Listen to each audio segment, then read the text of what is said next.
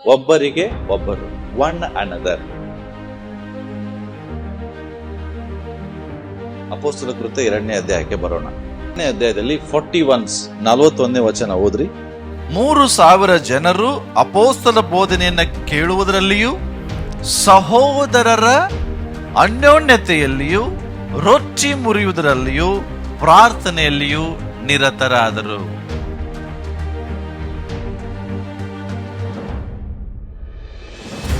Your growth is based on others growth. ನಿನ್ನ ಬೆಳವಣಿಗೆ ಇನ್ನೊಬ್ಬರ ಬೆಳವಣಿಗೆ ಮೇಲೆ ಅವಲಂಬಿತವಾಗಿದೆ.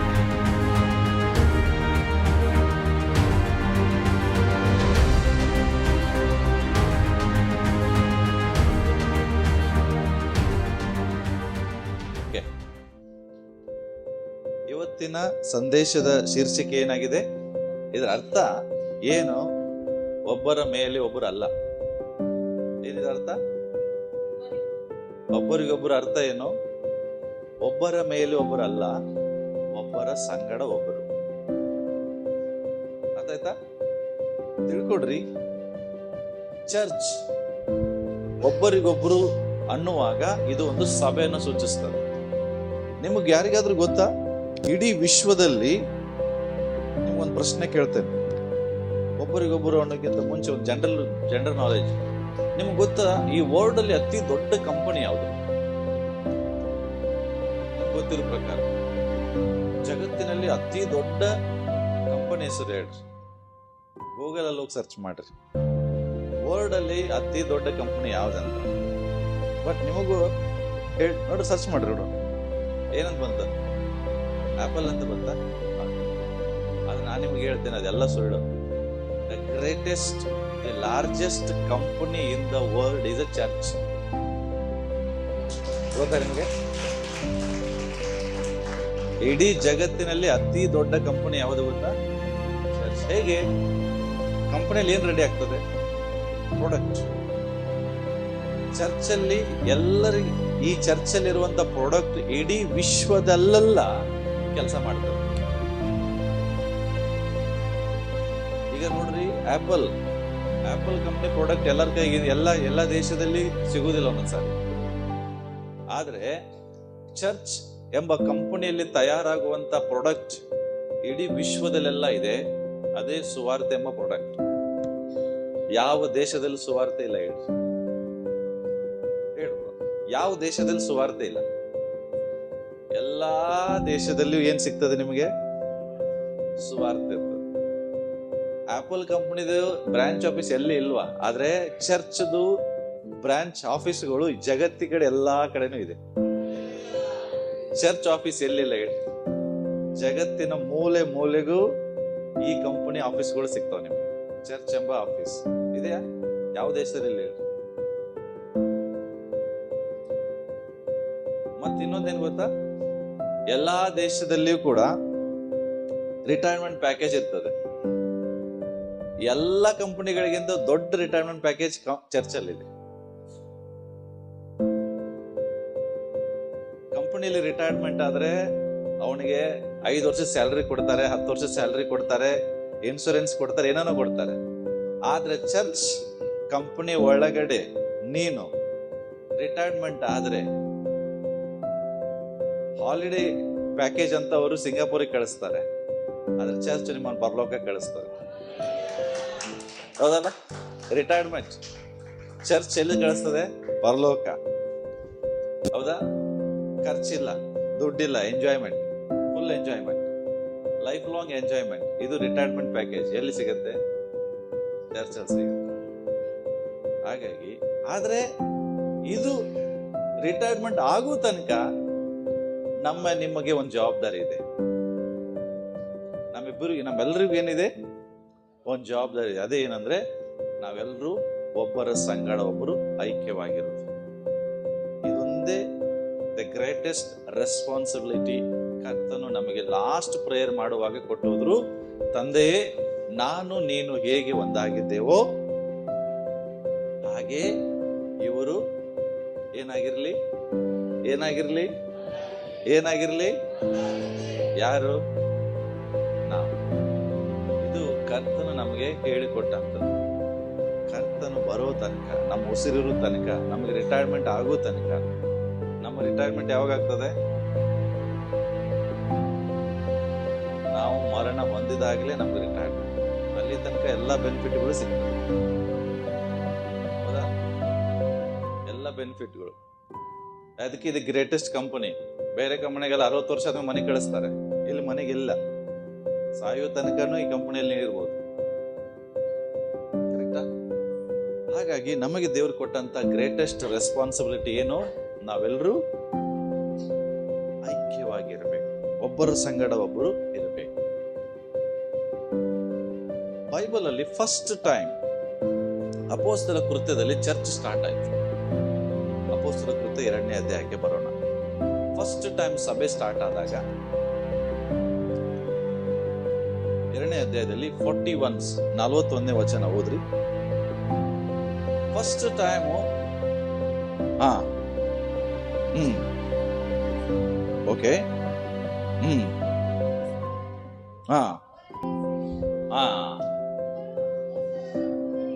ಓಕೆ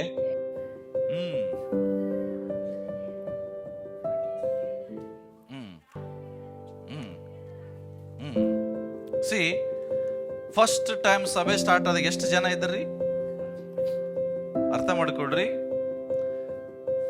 ಆದಿ ಸಭೆಯಲ್ಲಿ ಜನರು ಎಷ್ಟಿದ್ರು? 3000 ಪೀಪಲ್, 3000 ಜನರು. ಇಲ್ಲಿ 100 ಜನ ಇದ್ದೇವೆ, 100ಕ್ಕಿಂತ ಹೆಚ್ಚಿರಬಹುದು ಅಷ್ಟೇ. ಹೌದಾ? ಸೊ ನಾವು 100, 150 ಜನ, 160 ಜನ ಏನ್ ಮಾಡ್ತೇವೆ? ಆ 3000 ಜನರು ಹೆಂಗಿದ್ರಂತೆ? ಬೈಬಲ್ ಹೇಳ್ತದೆ, ಆ 3000 ಜನರು ಅವರು ಏನ್ ಮಾಡ್ತಾ ಇದ್ರಂತೆ? 2ನೇ ಅಧ್ಯಾಯ 41ನೇ ವಚನದಲ್ಲಿ ಹೇಳ್ತದೆ, ಇವರು 3000 ಜನರು ಅಪೊಸ್ತಲ ಬೋಧನೆಯನ್ನ ಕೇಳುವುದರಲ್ಲಿಯೂ ಸಹೋದರರ ಅನ್ಯೋನ್ಯತೆಯಲ್ಲಿಯೂ ರೊಟ್ಟಿ ಮುರಿಯುವುದರಲ್ಲಿಯೂ ಪ್ರಾರ್ಥನೆಯಲ್ಲಿಯೂ ನಿರತರಾದರು. 3000 ಪೀಪಲ್, 3000 ಜನರು. ಇಮ್ಯಾಜಿನ್, ನಾವು 100-165 ಜನರೇ ಈ ಸಹೋದರ ಅನ್ಯೋನ್ಯತೆಯಲ್ಲಿ ನಾವು ಸೇರಿ ಬರ್ಲಿಕ್ಕೆ ಸ್ವಲ್ಪ ಎಷ್ಟೋ ಕಷ್ಟ ಆಗ್ತದೆ. ಬಟ್ 3000 ಜನರಿ. 47ನೇ ವಚನ ನೀವು 46ನೇ ವಚನ ಓದ್ರಿ. ಅವ್ರೇನ್ ಹೇಳ್ತಾರೆ? ಅವರು 3000 ಜನ, ಅವರು ಅವರು ದಿನಾಲು ಅಂತ ಬರ್ತದೆ. ಹೌದಾ? Every day. ನಮ್ದು ವೀಕ್ಲಿ ಒನ್ಸ್ ಬರಕ್ಕೆ ಹೇಳ್ತೇವೆ ನಾವು. ಆದ್ರೆ ಆದಿ ಸಭೆಯಲ್ಲಿರೋ 3000 ಜನರು ದಿನಾಲು ಅಂತ ಬರ್ತದೆ. ಒಂದು ದಿವಸಕ್ಕೆ, ತಿಂಗಳಿಗೆ ಒಮ್ಮೆ ಅಂತ ಬರ್ತದ? ಹಲೋ, ಇಲ್ಲ ರೀ. ಎವ್ರಿ ಡೇ ದಿನಾಲು ಅವರು ಏಕ ಮನಸ್ಸಿನಿಂದ ಒಬ್ಬರಿಗೊಬ್ಬರು ಅನ್ಯೋನ್ಯತೆಯಿಂದ ದೇವಾಲಯದಲ್ಲಿ ಕೂಡುತ್ತಾ ದೇವಾಲಯದಲ್ಲಿ, ಚರ್ಚಿನಲ್ಲಿ, ಮನೆಯಲ್ಲಿ ಆಮೇಲೆ ಸೇರಿದ್ರು. ಫಸ್ಟ್ ಎಲ್ಲಿ ಸೇರಿದ್ರು? ಚರ್ಚಿನಲ್ಲಿ, ದೇವರು ಆರಾಧನೆ ಮಾಡುವ ಸ್ಥಳದಲ್ಲಿ. Every day they were gathering. ಅವರು ಸೇರಿ ಬರ್ತಾ ಇದ್ರು.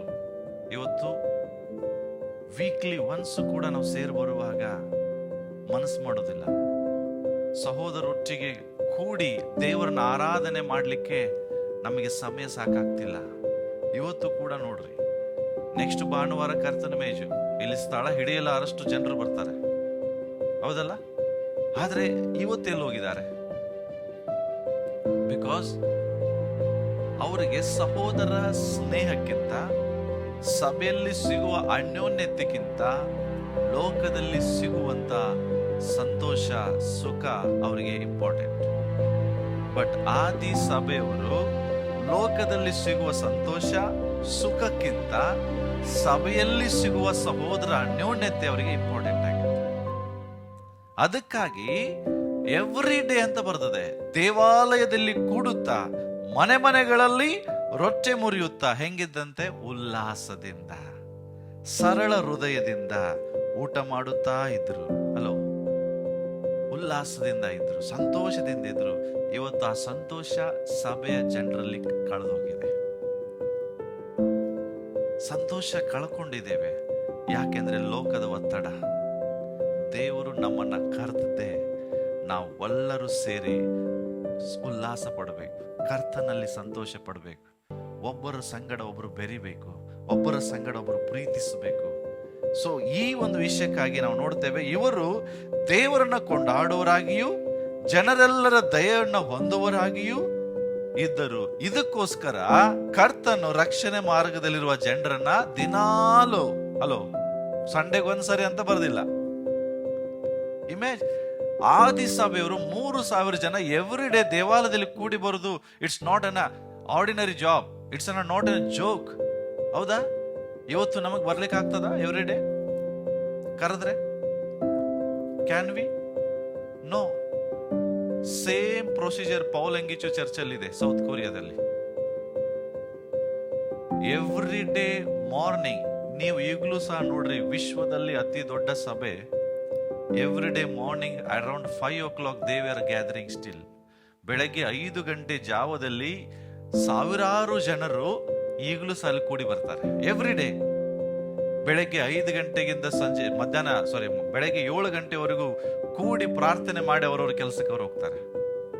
ಇಷ್ಟೊಂದು ಕಮಿಟ್ಮೆಂಟ್, ಸಮರ್ಪಣೆ. ಯಾಕೆ ಅವ್ರ ಮನೆಯಲ್ಲಿ ಪ್ರೇಯರ್ ಮಾಡ್ಬೋದಲ್ವಾ? ಯಾಕೆ ಬೆಳಗ್ಗೆ 5 ಗಂಟೆಗೆ ಅವ್ರು ಬಂದ್ರು? ಇವರು ಸಹ ಮನೆಯಲ್ಲಿ ಪ್ರೇಯರ್ ಮಾಡ್ಬೋದು, ಬಟ್ ಯಾಕೆ ದೇವಾಲಯಕ್ಕೆ ಸೇರಿ ಬರ್ತಾ ಇದ್ರು? Because there is a power in oneness. ಐಕ್ಯತೆ ಒಳಗಡೆ ಅಂತ ದೊಡ್ಡ ಶಕ್ತಿ ಇದೆ. ಸೈತಾನನ ಬಯಸುವುದೇ ನಮ್ಮಲ್ಲಿರುವಂತ ಅನ್ಯೋನ್ಯತೆಯನ್ನ ತೆಗೆಯುವುದು. ಒಂದ್ಸರಿ ಅದು ತೆಗೆದ್ರೆ ಗೊತ್ತಿದೆ ಇವ್ರ ಜೀವಿತ ನಾನು ಹೆಂಗ್ ಬೇಕಾದ್ರೆ ಆಟ ಆಡ್ಬೋದಂತ. ಅದಕ್ಕೋಸ್ಕರ ಕರ್ತನು ಒನ್ ಎನದರ್ ಒಬ್ಬರಿಗೊಬ್ಬರು ಅನ್ನುವಂಥ ಪದವನ್ನ ಪದೇ ಪದೇ ಬಳಸ್ತಾನೆ. ಹೊಸ ಒಡಂಬಡಿಕೆಯಲ್ಲಿ ಸುಮಾರು 60 ಸಾರಿ ಒನ್ ಎನದರ್ ಅನ್ನುವಂಥ ಪದ ಬಳಕೆಯಾಗಿದೆ. ಎಷ್ಟು ಸಾರಿ? ಹೊಸ ಒಡಂಬಡಿಕೆಯಲ್ಲಿ 60ಕ್ಕಿಂತ ಹೆಚ್ಚು ಸಾರಿ ಒಬ್ಬರಿಗೊಬ್ಬರು ಅನ್ನುವಂಥ ಪದ ಬಳಕೆಯಾಗಿದೆ. ಯಾಕೆ ಇಷ್ಟು ಇಂಪಾರ್ಟೆನ್ಸ್ ಕರ್ತನು ಕೊಡ್ತಾ ಇದ್ದಾರೆ ತಿಳ್ಕೊಡ್ರಿ. ಯೇಸು ಸ್ವಾಮಿ ಸಹ ಒಂದು ವಾಕ್ಯ ಓದೋಣ, ತೆಗಿರಿ. ಯೋಹಾನ್ ಬರೆದ ಸುವಾರ್ತೆ 13ನೇ ಅಧ್ಯಾಯ 34ನೇ ವಚನ 35. ಆಮೇಲೆ ಯೋಹಾನ 15 ಅಧ್ಯಾಯ ತೆಗಿರಿ.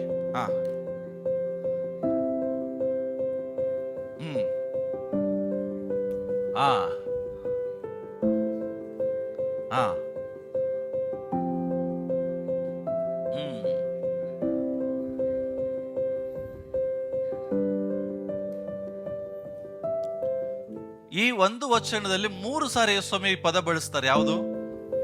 ಒಬ್ಬರಿಗೊಬ್ಬರು. ಹೌದಾ? ಇದೇ ನಿಮ್ಮ ಬೈಬಲ್ ಅಲ್ಲಿ 3 ಸಾರಿ ಏನ್ ಹೇಳ್ತಾರೆ? ಒಂದು ಹೊಸ ಆಜ್ಞೆ ನಾನು ನಿಮಗೆ ಕೊಡ್ತೇನೆ. ಏನಂದ್ರೆ, love one another as I have loved you. ನಾನು ನಿಮ್ಮನ್ನು ಹೆಂಗೆ ಪ್ರೀತಿ ಮಾಡಿದ್ನೋ ಹಾಗೆ ನೀವು ಒಬ್ಬರಿಗೊಬ್ಬರು ಪ್ರೀತಿಸ್ರಿ. ಹಾಗಾದ್ರೆ ಕರ್ತ ನಮ್ಮನ್ನು ಹೆಂಗೆ ಪ್ರೀತಿ ಮಾಡಿದ್ರಿ? ಯೇಸುಸ್ವಾಮಿ ನಮ್ಮನ್ನು ಹೆಂಗೆ ಪ್ರೀತಿ ಮಾಡಿದ್ರು? ತನ್ನ ಪ್ರಾಣವನ್ನು ಕೊಡುವಷ್ಟು ಪ್ರೀತಿ ನಮಗೆ ಮಾಡಿದ್ರು. ಅದೇ ಯೇಸುಸ್ವಾಮಿ ಹೇಳ್ತಾ ಇದ್ದಾರೆ, ನಾನು ನಿಮಗೆ ನನ್ನ ಪ್ರಾಣ ಕೊಡುವಷ್ಟು ಹೆಂಗೆ ಪ್ರೀತಿ ಮಾಡಿದ್ನೋ ಹಾಗೆ ನೀವೇನ್ ಮಾಡ್ರಿ ಇನ್ನೊಬ್ಬರಿಗೆ ನೀವು ಹೆಂಗೆ ಪ್ರೀತಿ ಮಾಡ್ರಿ? ನಿಮ್ಮ ಪ್ರಾಣ ಸಹ ಅವರಿಗೆ ಕೊಡಕ್ಕೆ ರೆಡಿ ಆಗ್ಬೇಕು. ಪಾಸ್ಟರ್ ಅದೆಲ್ಲ ಆಗೋದಿಲ್ಲ, ಇನ್ನ ಪ್ರಾಣ ತೆಗಿ ಅಂತ ಹೇಳ್ರಿ, ಬೇಕಾದ್ರೆ ತೆಗಿತೇವೆ. ಪ್ರಾಣ ಕೊಡು ಅಂತ ಹೇಳ್ಬೇಡ್ರಿ. ಕಾಲ್ ಕಟ್ ಮಾಡ ಅಂತ ಹೇಳ್ರಿ, ಕಟ್ ಮಾಡ್ತೇವೆ. ಕಾಲ್ ಕೊಡ ಅಂತ ಹೇಳ್ಬೇಡ್ರಿ. ಕಿಡ್ನಿ ತೆಗಿ ಅಂತ ಹೇಳ್ರಿ, ತೆಗಿತೀವಿ. ಕಿಡ್ನಿ ಕೊಡ ಅಂತ ಹೇಳ್ಬೇಡ್ರಿ. ಅವ್ರ ರಕ್ತ ತೆಗಿ ಅಂತ ಹೇಳ್ರಿ, ತೆಗಿತೀವಿ. ರಕ್ತ ಕೊಡ ಅಂತ ಹೇಳ್ಬೇಡ್ರಿ. ಇದು ಆಗ್ತಾ ಇದೆ ಅಲ್ಲ ದೇವಜನರಲ್ಲಿ? ಇದು ಆಗ್ತಾ ಇದೆ. ಕರ್ತನು ತನ್ನನ್ನು ತಾನು ಬರಿದು ಮಾಡಿಕೊಂಡು ನಮ್ಮನ್ನು ಪ್ರೀತಿ ಮಾಡಿದ. ಇವತ್ತು ನಾವು ಇನ್ನೊಬ್ಬರಿಗಾಗಿ ನಾವು ಏನನ್ನ ತ್ಯಾಗ ಮಾಡ್ಲಿಕ್ಕೆ ರೆಡಿ ಇದ್ದೇವೆ? ಮತ್ತೆ ಯೋಹಾನ್ ಬರೆದ ಸುವಾರ್ತೆ 15ನೇ ಅಧ್ಯಾಯದಲ್ಲಿ ಮತ್ತೆ ಅದೇ ಯೇಸು ಹೇಳ್ತಾರೆ. ಮತ್ತೊಂದ್ಸಾರಿ ನೋಡ್ರಿ, 15ನೇ ಅಧ್ಯಾಯಕ್ಕೆ ಬರ್ರಿ, 12ನೇ ವಚನದಲ್ಲಿ ಮತ್ತೆ ಹೇಳ್ತಾರೆ ಏನು?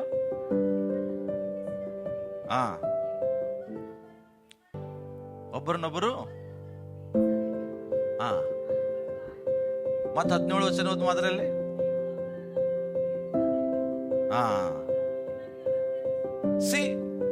ಈ ಯೇಸು ಕ್ರಿಸ್ತರು ಈ 2-3 ಅಧ್ಯಾಯದ ಒಳಗಡೆನೆ 5-6 ಸಾರಿ ಈ ಪದಗಳನ್ನು ಬಳಸ್ತಾ ಇದ್ದಾರೆ.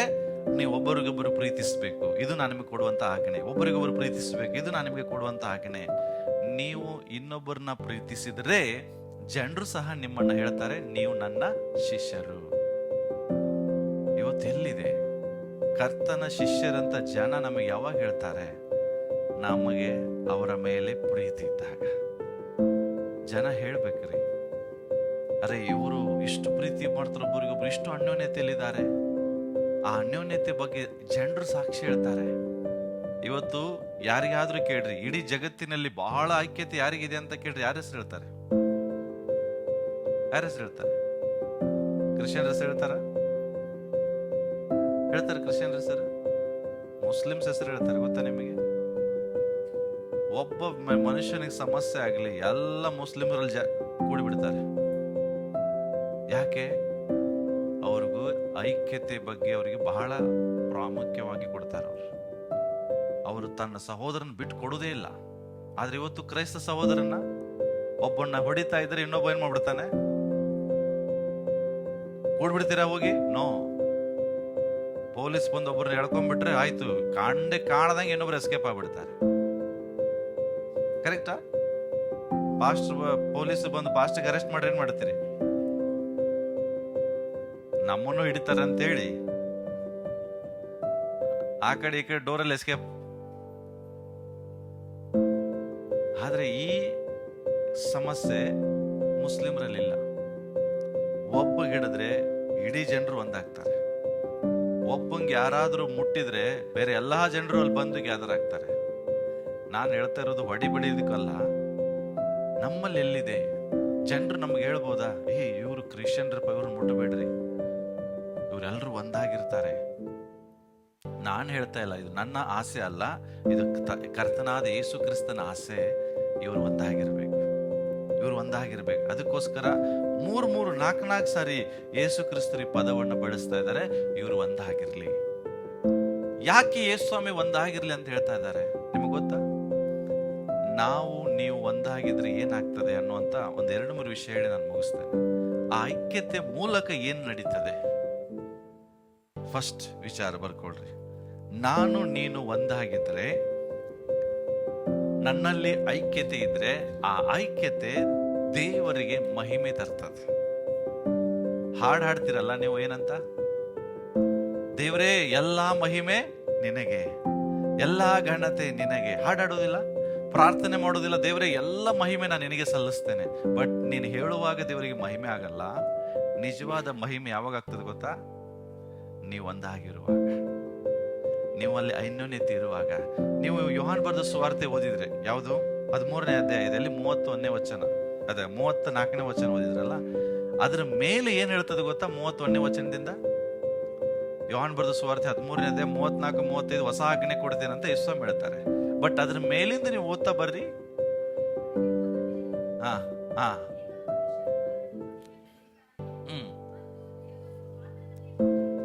ಓಕೆ.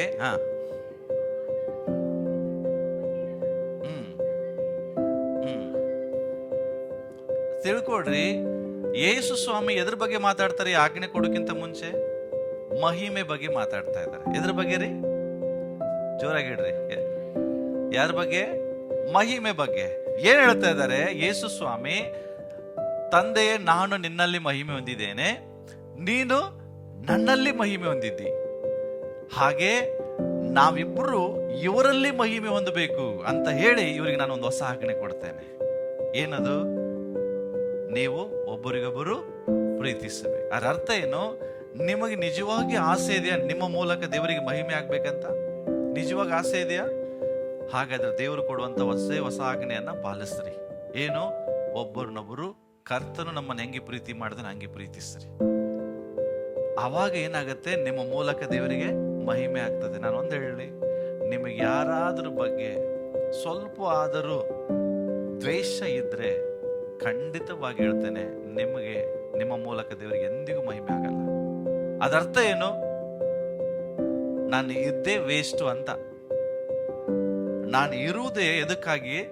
ನನ್ನ ಮೂಲಕ, ನನ್ನ ಜೀವಿತದ ಮೂಲಕ, ನಾನು ಮಾಡುವ ಕೆಲಸದ ಮೂಲಕ ದೇವರಿಗೆ ಮಹಿಮೆ ಆಗ್ಬೇಕು. ನಾನು ಈ ವಿಷಯನ ಸೇವಕರಿಗೆ ಹಂಚ್ತಾ ಇದ್ದೆ. ಮೊನ್ನೆ ಗೋವಾದಲ್ಲಿ ಈ ವಿಷಯ ನಾನು ಮಾತಾಡಿದೆ. ಆಕ್ಚುಲಿ ಹೈದರಾಬಾದಲ್ಲಿ ಇದನ್ನು ಮಾತಾಡಿದೆ. ನೀವು ನಂಬ್ತಿರಲ್ಲೋ, ಪಾಸ್ಟರ್ಸ್ಗಳು ಹತ್ರು ಅವ್ರು ಹೇಳ್ತಾ ಇದ್ದಾರೆ, ನಾನು ಹೇಳ್ದೇನಂದ್ರೆ, ನಾನ್ ಮಾಡುವ ಮಿನಿಸ್ಟ್ರಿ ಮೂಲಕ ದೇವರಿಗೆ ಮಹಿಮೆ ಆಗದಿದ್ರೆ, ಸೇವೆ ಮಾಡೋದ್ರಿಂದ ದೇವರಿಗೆ ಮಹಿಮೆ ಆಗಲ್ರಿ. ನೀನ್ 100 ಜನರಿಗೆ ಸುವಾರ್ತೆ ಹೇಳು, ಆದ್ರೆ ಒಬ್ಬನ ವಿಷಯದಲ್ಲಿ ಹಿಂಗ್ ದ್ವೇಷ ಇದ್ರೆ ನಿನ್ನ ಮೂಲಕ ದೇವರಿಗೆ ಎಂದಿಗೂ ಮಹಿಮೆ ಆಗೋದಿಲ್ಲ.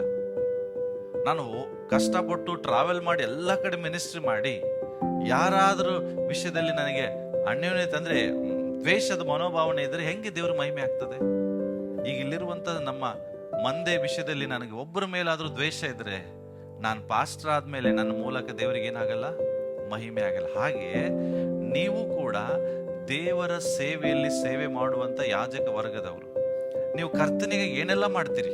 ಮಾಡೋದಿಲ್ವಾ?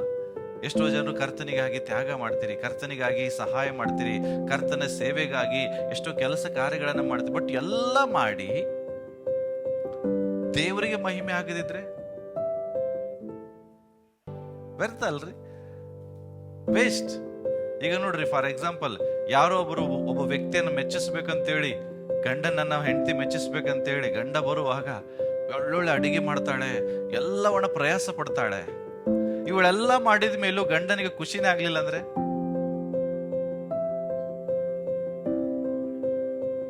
ಮಾಡಿದ್ದೆಲ್ಲ ವೇಸ್ಟ್. ಅದೇ ಪ್ರಕಾರ ಸೇಮ್ ಥಿಂಗ್ ಏನಂತೇಳಿ, ನಮಗೆ ಎಲ್ಲ ವಿಷಯದಲ್ಲಿ ನಾವು ದೇವರನ್ನ ಮಹಿಮೆ ಪಡಿಸ್ಬೇಕಂತ ಹೇಳಿ ಏನೇನೋ ಮಾಡ್ತೇವೆ, ಆದ್ರೆ ದೇವರಿಗೆ ಖುಷಿ ಆಗುದಿಲ್ಲ ಒಂದೊಂದ್ಸಾರಿ. ಇದರಿಂದ ಏನಾಗ್ತದೆ? ದೇವರು ನಮ್ಮ ವಿಷಯದಲ್ಲಿ ಬೇಸರಗೊಳ್ತಾನೆ. ರೋಮಾಪುರ ಪತ್ರಿಕೆ ತೆಗಿರಿ, 15ನೇ ಅಧ್ಯಾಯ 6ನೇ ವಚನ ಓದೋಣ. ಇಂಗ್ಲಿಷಲ್ಲಿ ಬಹಳ ಬ್ಯೂಟಿಫುಲ್ ಆಗಿದೆ ಬರ್ತದೆ, ಅದನ್ನೇ ಓದೋಣ.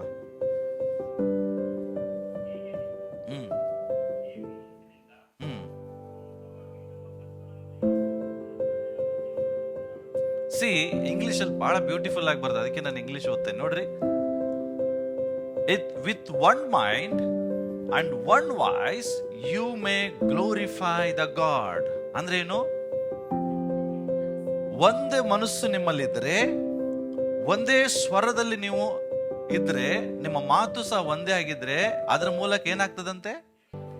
ಹಾಗಾದ್ರೆ ನಿಮ್ಮಲ್ಲಿ ಒಂದು ಮನಸ್ಸಿಲ್ಲ ಅಂದ್ರೆ ಏನಾಗುದಿಲ್ಲ? ಹಾಗಾದ್ರೆ ದೇವರಿಗೆ ಮಹಿಮೆ ಆಗುದಿಲ್ಲ.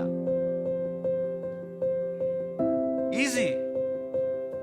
ನಿಮ್ಮ ಮೂಲಕ ಕರ್ತನು ಈ ಜೀವನ್ ಜ್ಯೋತಿ ಸಭೆ ಮೂಲಕ ಮಹಿಮೆ ಆಗ್ಬೇಕಾದ್ರೆ ದೇವರು ಬಯಸುವುದೇನು? ನೀನು ಎಷ್ಟು ಉಪವಾಸ ಮಾಡ್ತೀಯ, ಎಷ್ಟು ಪ್ರಾರ್ಥನೆ ಮಾಡ್ತೀಯ, ಅದೆಲ್ಲ ಸೆಕೆಂಡ್ರಿ. ಫಸ್ಟ್ ದೇವರು ಬಯಸುವುದೇನು?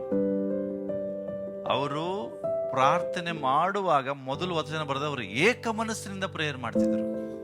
ಅವರು ರೊಟ್ಟಿ ಮುರಿಕ್ಕಿಂತ ಮುಂಚಿತವಾಗಿ ಅವರು ಏಕ ಮನಸ್ಸಿನಿಂದ ರೊಟ್ಟಿ ಮುರಿತಿದ್ರು. ಹಂಗೆ ನೀವು ಅಪೊಸ್ತಲರ ಕುರಿತ ಸ್ಟೋರಿ ಓದುವಾಗ 3,000 ಜನರು ಹೇಳ್ತಾರೆ, ಅವ್ರಿಗಿದ್ದಂತ ಆಸ್ತಿಯಲ್ಲಿ ಯಾವುದು ತಮ್ಮದಂತ ಹೇಳ್ತಿರ್ಲಿಲ್ಲ ಅಂತ. ಅವ್ರು ಹೇಳ್ತಿದ್ರೆ ಯಾರಾದ್ರು? ಒಬ್ರು ಹೇಳ್ತಿರ್ಲಿಲ್ಲಂತೆ, ಇದು ನನ್ನ ಆಸ್ತಿ. ನಾವ್ ಹೇಳ್ಬೋದಾ ಇದು ನನ್ನ ಆಸ್ತಿ ಅಲ್ಲ ಅಂತ?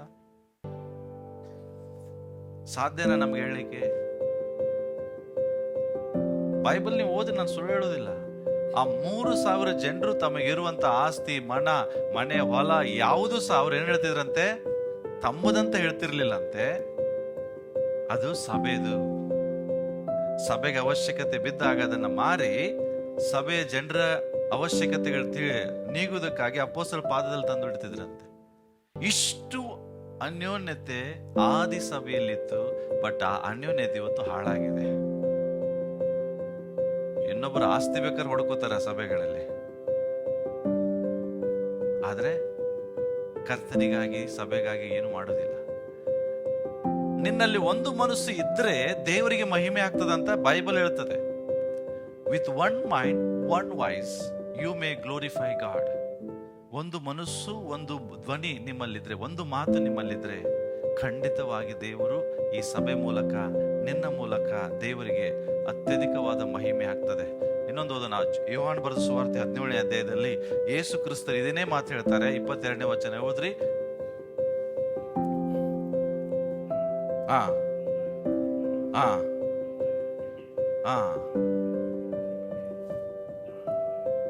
ಸಿ ಏನ್ ಹೇಳ್ತಾ ಇದ್ದಾರೆ? ಎದಕ್ಕೋಸ್ಕರ ಅವರಿಗೆ ನಾನು ಈ ಮಹಿಮೆ ಕೊಟ್ಟಿದ್ದೇನೆ? ಒಂದಾಗಿದ್ದಕ್ಕೆ ಕರ್ತರು ಹೇಳ್ತಾರೆ, ಆ ಮಹಿಮೆ ಇವರಿಗೆ ಕೊಡ್ತೇನೆ. ಅಂದ್ರೆ ಅರ್ಥ ಏನು? ಹಾಗಾದ್ರೆ ನಮ್ಮಲ್ಲಿ ಒಂದಸಿದ್ರೆ, ನಾವು ಒಂದಾಗಿದ್ರೆ ಆ ಕರ್ತನ ಮಹಿಮೆ ನಮ್ಮಲ್ಲಿ ಇರ್ತದೆ, ಅದರ ಮೂಲಕ ದೇವರಿಗೆ ಮಹಿಮೆ ಆಗ್ತದೆ. ಹಾಗಾದ್ರೆ ನಮ್ಮ ಒಳಗಡೆ ಇನ್ನೂ ಕಚ್ಚಾಟಗಳು ಇದ್ರೆ ಎಲ್ಲಿ ದೇವರಿಗೆ ಮಹಿಮೆ ಆಗ್ತದೆ? ಪ್ರಿಯರೇ, ನಾನು ಹೇಳೋದು ಅರ್ಥ ಮಾಡ್ಕೊಳ್ರಿ. ನಾನು ಜೀವಿಸಿ ವೇಸ್ಟ್. ಪಕ್ಕದವ್ರಿಗೆ ಹೇಳ್ರಿ, your growth is based on others growth. ಅಂದ್ರೆ ಏನ್ ಗೊತ್ತಾ? ಇದ್ರ ಬಗ್ಗೆ ಏನ್ ಹೇಳ್ತಾರೆ ಗೊತ್ತಾ? ನಿನ್ನ ಬೆಳವಣಿಗೆ ಇನ್ನೊಬ್ಬರ ಬೆಳವಣಿಗೆ ಮೇಲೆ ಅವಲಂಬಿತವಾಗಿದೆ. ಅರ್ಥ ಆಯ್ತಾ? ಹೇಳ್ರಿ, ಪಕ್ಕದವ್ರಿಗೆ ಹೇಳ್ರಿ, ನಿನ್ನ ಬೆಳವಣಿಗೆ ಇನ್ನೊಬ್ಬರ ಬೆಳವಣಿಗೆ ಮೇಲೆ ಅವಲಂಬಿತವಾಗಿದೆ. ಅಂದ್ರೆ ಏನು? ನೀ ಅನ್ಕೊಂಡಿರ್ಬೋದು, ಬಟ್ ಅದು ಸುಳ್ಳು. ಯಾಕಿದು ಹೇಳ್ತಾ ಇದೆ ಅಂತ ತಿಳ್ಕೊಡ್ರಿ. ಬೆಸ್ಟ್ ಎಕ್ಸಾಂಪಲ್ ಐಕ್ಯತೆಗೆ ನಿಮ್ಮ ಶರೀರ. ನಂಬ್ತೀರಾ? ಹಲೋ, ಬೆಸ್ಟ್ ಎಕ್ಸಾಂಪಲ್ ಐಕ್ಯತೆಗೆ ಯಾವುದು? ನಿಮ್ಮ ಶರೀರ. ಒಪ್ತೀರಾ? ಫಾರ್ ಎಕ್ಸಾಂಪಲ್ ನೋಡ್ರಿ, ಶರೀರ ಕೆಲಸ ಮಾಡ್ತದೆ ಕಷ್ಟಪಟ್ಟು, ಕೈ ಕೆಲಸ ಮಾಡ್ತದೆ, ಕಾಲು ಕಷ್ಟಪಟ್ಟು ದುಡಿತದೆ, ಓಡ್ತದೆ, ಕೆಲಸ ಎಲ್ಲ ಮಾಡೋದು ಯಾವುದು? ನಿಮ್ಮ ಕೈ. ಶ್ರಮ ಪಡೋದು ಯಾವುದು? ಗಲೀಜಾಗ್ತದೆ ಕೈಗೆ ಪೆಟ್ಟಾಗ್ತದೆ, ನೋವಾಗ್ತದೆ, ಕಾಲಿಗೆ ನೋವಾಗ್ತದೆ. ಬಟ್ ಎಲ್ಲ ಪ್ರಯಾಸ ಪಟ್ಟ ಮೇಲೆ ನಿಮಗೆ ಶಾಲು ಮತ್ತೆ ಮೈಸೂರು ಪೇಟ ಯಾರಿಗೆ ಹಾಕ್ತಾರೆ? ತಲೆ ಏನು ಕೆಲಸ ಮಾಡುತ್ತೆ? ತಲೆ ಏನಾರು ಹೋಗಿ ಜಜ್ಕೊಂತ ಎಲ್ಲಾದ್ರು? ಕೆಲಸ ಮಾಡಿದ್ದು ಯಾವುದು? ಕೈ. ಪ್ರಯಾಸ ಪಟ್ಟಿದ್ದು ಕಾಲು. ಆದ್ರೆ ಪೇಟ ಯಾರಿಗೆ ಬಂತು?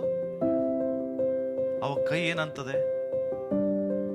ಕೆಲಸ ಮಾಡಿದ್ ನಾನು, ನಿನಗೆ ಸನ್ಮಾನ ಹೇಳ್ತದ? ಹೇಳ್ತದೇನ್ರಿ ನಿಮ್ ಕೈಗಳು? ಯಾಕೆ ಹೇಳೋದಿಲ್ಲ? ಯಾಕೆ? ನಿಮ್ ಕೈ ಗೊತ್ತಿದೆ, ಈ ಶರೀರ, ಈ ತಲೆ ನಂದೇ. ಅವು ಜಗಳಾಡೋದಿಲ್ಲ, ಎಂದಿಗೂ ಜಗಳಾಡೋದಿಲ್ಲ. ಸನ್ಮಾನ ಇದಕ್ಕೆ ಮಾಡ್ರಿ, ಖುಷಿ ಇರ್ತದೆ. ಅರ್ಥ ಆಗ್ತದೆ? ಮಹಿಮೆ ಯಾರಿಗೆ ಸಿಗ್ಬೇಕು? ತಲೆಗೆ ಮಹಿಮೆ. ಈ ಸಭೆ ತಲೆ ಯಾರು? ಮಹಿಮೆ ಯಾರಿಗೆ ಹೋಗ್ತದೆ? ಯಾವಾಗ ಇವೆಲ್ಲ ನಿಮ್ಮ ಶರೀರದಲ್ಲಿ ಹೆಂಗೆ ಕೆಲಸ ಮಾಡ್ತಾ ಇದೆಯೋ, ಕಚ್ಚಾಡದೆ, ಜಗಳಾಡದೆ, ತಿಳ್ಕೊಡ್ರಿ. 5 ಬೆರಳು ಒಂದಿದೆಯಾ? ಬಟ್ ಇದು ಒಂದಾಗ್ತದೆ ಯಾವಾಗ ಹೇಳ್ರಿ? ಮುಷ್ಟಿ ಕಟ್ರಿ, ಮುಷ್ಟಿ ಕಟ್ಟದಾಗೂ ಒಂದಾಗ್ತದ? ಇದು ಏನಿದೆ? ಬೇರೆ ಇದೆಯಾ? ಇದೆ ಇಲ್ರಿ? ಹಿಂಗ್ ಮಾಡ್ರಿ, ಹಿಂಗ್ ಮಾಡಿದಾಗೂ ಒಂದಕ್ಕೊಂದು ಸರಿ ಇದೆಯಾ? ಹಿಂಗ್ ಮಾಡ್ತೀರಿ, ಹಿಂಗ್ ಮಾಡ್ರಿ, ಹಿಂಗ್ ಮಾಡ್ರಿ, ಹಿಂಗ್ ಮಾಡಿದಾಗ ಇದೆಯಾ ಸರಿ? ಎಲ್ಲೇ ಇದೆ ಸರಿ? ಊಟ ಮಾಡುವಾಗ ಸರಿ ಇದೆ, ಹಿಂಗ್ ಮಾಡ್ರಿ. ಈಗ ಏನಾಯ್ತು? ಎಲ್ಲ ಒಂದೇ ಆಯ್ತಾ? ಏನಿದೆ ಅರ್ಥ? ನೀನ್ ಹಿಂಗಿದೀಯಾ, ಹಿಂಗೆ ಆಗು ಅಂದ್ರೆ ಹಂಬಲ್.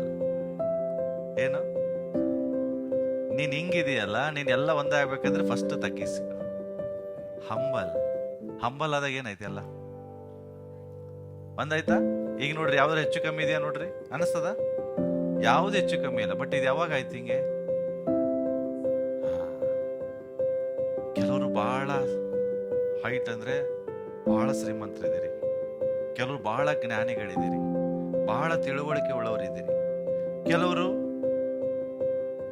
ಸ್ವಲ್ಪ ತಿಳುವಳಿಕೆ ಮೀಡಿಯಂ ಸೈಜ್ ಇದ್ದೀರಿ, ಹೌದಾ?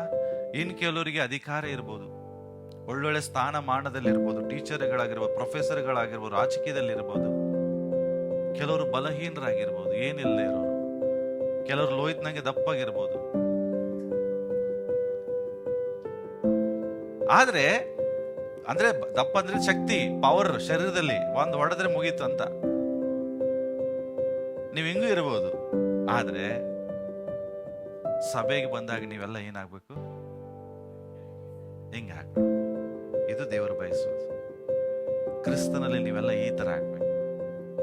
ಯಾವಾಗ ನೀವು ತಗ್ಗಿಸ್ಕೊಳ್ತೀರಿ, ಆಗ ತಲೆಗೆ ಏನಾಗ್ತದೆ? ಮಹಿಮೆ ಆಗ್ತದೆ. ದೇವರು ಬಯಸುವಂತ ಸಭೆ ಇದೆ, ದೇವರು ಪ್ರೀತಿಸುವ ಸಭೆ ಇದೆ. ನಿಮ್ಮ ನೀವು ಹಂಬಲ್ ಮಾಡ್ಕೊಳ್ರಿ, ಒಬ್ಬರನ್ನೊಬ್ರು ಪ್ರೀತಿಸ್ರಿ. ಎಸ್, ನೀನು ದೊಡ್ಡ ಸ್ಥಿತಿಯಲ್ಲಿ ಇರ್ಬೋದು, ದೊಡ್ಡ ಸ್ಥಾನದಲ್ಲಿ ಇರ್ಬೋದು, ಒಳ್ಳೆ ಜ್ಞಾನ ಇರ್ಬೋದು, ಒಳ್ಳೆ ತಿಳುವಳಿಕೆ ಇರ್ಬೋದು, ಎಲ್ಲ ಇರ್ಬೋದು ನಿನ್ನ ಹತ್ರ. ಬಟ್ ಕರ್ತನ ಸನ್ನಿಧಾನದಲ್ಲಿ, ದೇವರ ಮುಂದೆ ನಾವೆಲ್ಲರೂ ಒಂದೇ ಸ್ಥಾನಮಾನ. ನಾವು ನಮ್ಮನ್ನು ನಾವೇನ್ ಮಾಡ್ಬೇಕಂತೆ? ತಗ್ಗಿಸ್ಕೊಳ್ಬೇಕು. ಇದರಿಂದ ಏನಾಯ್ತು ಈಗ ಹೇಳ್ರಿ? ತಂದೆಯಾದ ದೇವರಿಗೆ ಮಹಿಮೆ. ಮಹಿಮೆ ಅಂದ್ರೆ ಗ್ಲೋರಿಫೈ ಅಂದ್ರೆ ದೇವರನ್ನ ನಮ್ಮ ಮೂಲಕ ಜನರಿಗೆ ಅಡ್ವರ್ಟೈಸ್ ಮಾಡ್ಬೇಕು. ನಮ್ಮ ಮೂಲಕ ಜನರಿಗೆ ತೋರಿಸ್ಬೇಕು ಯೇಸು ಯಾರಂತ. ಯಾವಾಗ ಗೊತ್ತಾಗ್ತದೆ? ನಮ್ಮ ಒಳಗಡೆ ಐಕ್ಯತೆ ಇರುವಾಗ. ಅರ್ಥ ಆಯ್ತಾ? ಈ ಯೂನಿಟಿ ನಿಮ್ಮಲ್ಲಿದ್ರೆ ಆಟೋಮೆಟಿಕ್ ಆಗಿ ನೀವೇನಾಗ್ತೀರಿ ಗೊತ್ತಾ? ದೇವರ ಹತ್ತಿರ ಬರ್ತೀರಿ. ಏನಾಗ್ತದೆ? ಆಟೋಮೆಟಿಕ್. ನೀವು ದೂರ ಇಲ್ಲ, ದೇವರ ಸಮೀಪದಲ್ಲೇ ಇದ್ದೀರಿ. ಯಾಕೆ? ದೇವರ ವಾಕ್ಯ ಹೇಳ್ತದೆ, ಸ್ವಾಮಿ ತಂದೆ ನಾನು ನಿನ್ನಲ್ಲಿದ್ದೇನೆ, ನೀನು ನನ್ನಲ್ಲಿದ್ದಿ. ಯಾಕೆ? ನಮ್ಮಲ್ಲಿ ಏನಿದೆ? ಹಾಗೆ ನಿಮ್ಮ ಒಳಗಡೆ ಐಕ್ಯತೆ, ಅಕ್ಕಪಕ್ಕದವರ ಮೇಲೆ ಪ್ರೀತಿ, ಮಮತೆ, ಅವರ ಮೇಲೆ ನಿಮಗೆ ಅತಿಯಾದ ಕನಿಕರ ಇರುವಾಗ ನೀವು ಸಹ ಏನಾಗ್ತೀರಿ? ದೇವರ ಹತ್ತಿರ. ನೀವು ಹೇಳ್ಬೋದಲ್ಲ, ಬಹಳ ಜನ ನಾನು ಬಹಳ ದೇವರಿಗೆ ಹತ್ತಿರ ಇದ್ದೇನ್ರಿ, I am very close to God, ಆದ್ರೆ ಈ ವ್ಯಕ್ತಿಯಿಂದ ನಾನು ಸ್ವಲ್ಪ ದೂರ ಇರ್ತೇನೆ. ಅದ್ರ ಅರ್ಥ ಏನಂದ್ರೆ ಏನ್ ಗೊತ್ತಾ? ನೀನು ಸುಳ್ಳು ಹೇಳ್ತೀಯ. ಬಹಳ ಜನ ಏನ್ ಹೇಳ್ತಾರೆ ಗೊತ್ತಾ? ಪಾಸ್ಟರ್, ನಾನು ದೇವರನ್ನ ಬಹಳ ಪ್ರೀತಿ ಮಾಡ್ತೇನ್ರಿ, ಬಹಳ ಹುಚ್ಚನಾಗಿ ಪ್ರೀತಿ ಮಾಡ್ತೇನೆ, ಇವ್ರು ಮಾತ್ರ ಮಾಡಕ್ಕಾಗಲ್ಲ. ಹೇಳಲ್ವಾ ನೀವು? ಹಾಗಾದ್ರೆ ಅರ್ಥ ಏನು? ಯು ಆರ್ ಟೆಲ್ಲಿಂಗ್ ಲೈ. ಯೇಸು ಹೇಳ್ತಾರೆ, ಕಣ್ಣಿಗೆ ಕಾಣುವ ಸಹೋದರನ್ನೇ ಪ್ರೀತಿಸಿದ ನೀನು ಕಾಣದೇ ಇರುವ ದೇವರನ್ನ ಹೆಂಗೆ ಪ್ರೀತಿಸ್ತೀಯ? ಬಟ್ ನಾವೇನ್ ಹೇಳ್ತೀವಿ? ದೇವರೇ ನಾನೇನನ್ನು ಬಹಳ ಪ್ರೀತಿ ಮಾಡ್ತೇನೆ, ಆದ್ರೆ ಈ ವ್ಯಕ್ತಿನ ಮಾತ್ರ ಪ್ರೀತಿ ಮಾಡಕ್ಕಾಗಲ್ಲ. You are wrong. ನಾನು ನಿಮಗೊಂದು ಅನ್ಯೋನ್ಯತೆ ಬಗ್ಗೆ ಒಂದು ದಿವಸ ಸಂದೇಶ ಹೇಳಿದಾಗ ಒಂದು ಎಕ್ಸಾಂಪಲ್ ಕೊಟ್ಟಿದ್ದೆ, ನೆನಪಿದೆ ನಿಮಗೆ? ಸೈಕಲ್ ಟೈರ್ದು ಒಂದ್ಸರಿ ಎಕ್ಸಾಂಪಲ್ ಕೊಟ್ಟಿದ್ದೆ. ಅದು ಇದಕ್ಕೆ ಹೋಲಿಕೆ ಆಗ್ತದೆ. ಏನ್ ಕೊಟ್ಟಿದ್ದೆ ಹೇಳ್ರಿ? ಸ್ಪೋಕ್ಸ್ ಇರ್ತದೆ ಮಧ್ಯದಲ್ಲಿ, ಸ್ಪೋಕ್ಸ್ಗೆ ಕಡ್ಡಿ, ಮಧ್ಯದಲ್ಲಿ ಹಬ್ಬು, ಹೊರಗಡೆ ರಿಮ್ ಟೈರ್ ಇರ್ತದೆ. ಆ ರಿಮ್ಮಿಗೆ ಸ್ಪೋಕ್ಸ್ಗಳು ಕನೆಕ್ಟ್ ಆದಾಗ, ಕಡ್ಡಿ ಕನೆಕ್ಟ್ ಆದಾಗ ಏನಾಗಿರ್ತಾವ? ಒಂದಕ್ಕೊಂದು ದೂರ ಇರ್ತದೆ. ಆದ್ರೆ ಅದೇ ಕಡ್ಡಿಗಳು ಮಧ್ಯದಲ್ಲಿ ಹಬ್ಬಿಗೆ ಕನೆಕ್ಟ್ ಆದಾಗ ಮೊದಲು ಒಂದಕ್ಕೊಂದು ಕಡ್ಡಿ ಹತ್ರ ಆದ್ಮೇಲೆ ಆ ಹಬ್ಬಿಗೆ ಟಚ್ ಆಗ್ತದೆ. ಹೌದಾ? ಮಧ್ಯದಲ್ಲಿ ಒಂದು ಹಬ್ಬೆ ದೇವರು, ಹೊರಗಡೆ ರಿಮ್ ಯಾರು? ಲೋಕ. ನೀನು ಎಷ್ಟು ಲೋಕದ ಮನುಷ್ಯನಾಗಿರ್ತೀಯೋ, ಲೋಕಕ್ಕೆ ಹತ್ತಿರವಾಗಿರ್ತೀಯೋ, ಆಟೋಮೆಟಿಕ್ ಇವರಿಂದ ದೂರನೇ ಇರ್ತಿ.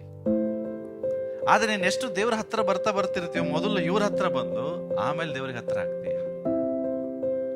ನಾವೇನ್ ಹೇಳ್ತೇವೆ? ಪಾಸ್ಟ್ರೇ, ದೇವ್ರ ಮೇಲೆ ನಂಗೆ ಪ್ರೀತಿ ಇದೆ, ಬಹಳ ಪ್ರೀತಿ ಮಾಡ್ತೇನೆ, ಆದ್ರೆ ಇವ್ರನ್ನ ಪ್ರೀತಿ ಮಾಡಂತ ಹೇಳ್ಬೇಡ್ರಿ.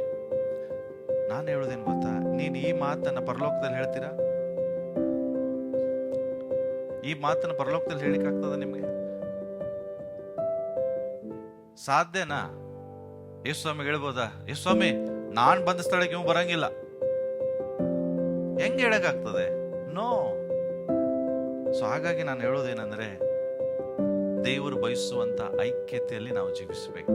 ಓಕೆ, ಫಸ್ಟ್ ಏನಾಗ್ತದೆ? ನಮ್ಮ ಐಕ್ಯತೆ ಮೂಲಕ ದೇವರಿಗೆ ಮಹಿಮೆ. ಎರಡನೇದು ಏನಾಗ್ತದೆ ಗೊತ್ತಾ? ನಿಮ್ಮ ಐಕ್ಯತೆ ಮೂಲಕ ದೇವರಿಗೆ ಒಂದು ಸುಂದರವಾದ ಆತ್ಮಿಕ ಮಂದಿರ ಆಗ್ತದೆ. ಬೈಬಲ್ ಏನ್ ಹೇಳ್ತದೆ ಗೊತ್ತಾ? ಪೇತ್ರನ ಪತ್ರಿಕೆ ತೆಗೆಯೋಣ